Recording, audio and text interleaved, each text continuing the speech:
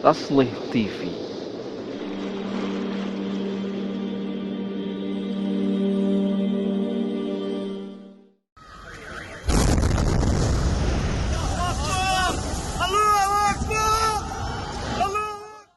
Pada tahun 1890, seorang penulis Yahudi Austria, Nathan Birnbaum, menggunakan istilah Zionis untuk pertama kalinya dalam sebuah artikel majalah yang ia tulis.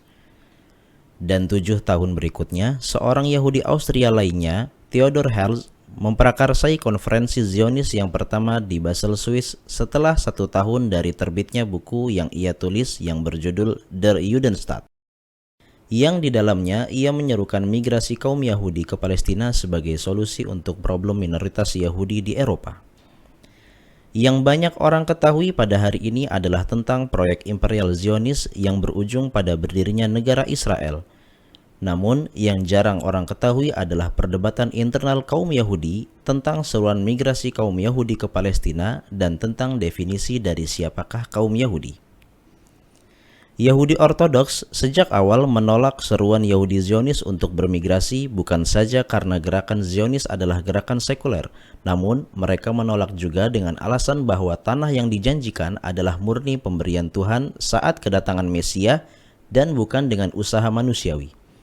Bahkan, Yahudi Ortodoks berpendapat bahwa upaya migrasi oleh Yahudi Zionis tersebut adalah sebuah kekufuran dan penentangan terhadap kehendak Tuhan.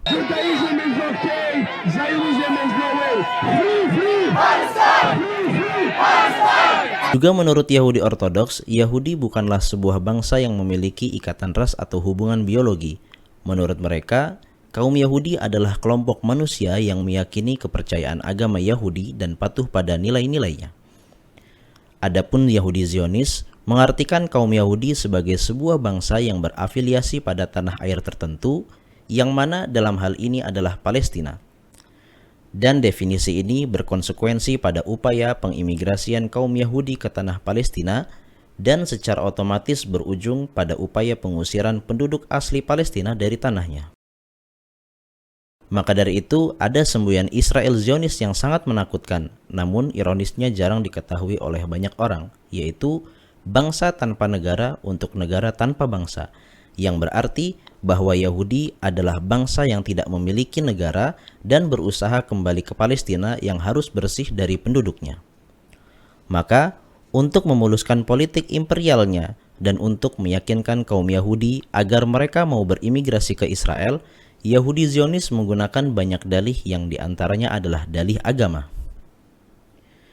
Ada di antara mereka yang berdalih dengan tanah yang dijanjikan Tuhan, ada pula yang berdalih dengan misi menyelamatkan kaum Yahudi dari serangan kebencian masyarakat Eropa, ada pula yang berdalih bahwa Palestina adalah tanah warisan nenek moyang kaum Yahudi, dan dalih-dalih lain yang hakikat dari semuanya adalah untuk menjadi topeng di balik politik imperialis.